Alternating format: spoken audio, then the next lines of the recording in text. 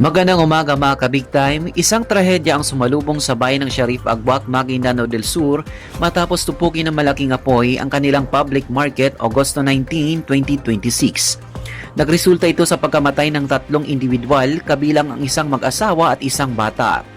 Kinilala ng Maguindanao del Sur Police Provincial Office Public Information Officer na si Police Major Goisip Tamayo ang nasawing mag-asawa na sina Basco at Nuraisa Abdul Ghani.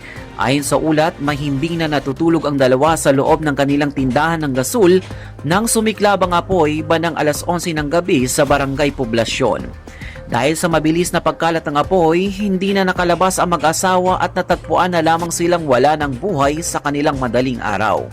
Bukod sa mag-asawa, kinumpirma rin ng mga paunang ulat na may isa pang biktima, isang 4 na taong gulang na bata ang nadamay at nasawi rin sa nasabing insidente. Nadamay din at tuluyan ding natupok ng apoy ang hindi bababa sa 10 iba pang kalapit na establishmento sa gilid ng highway dahil sa laki ng sunog. Sa kasalukuyan, patuloy pa ring inaalam ng mga otoridad ang naging sanhi ng pagsiklab ng apoy at ang kabuang halaga ng pinsalang idinulot nito sa ari-arian. Para sa Big News Ngayon Pilipinas, Patrol Number 30, Loy Imam.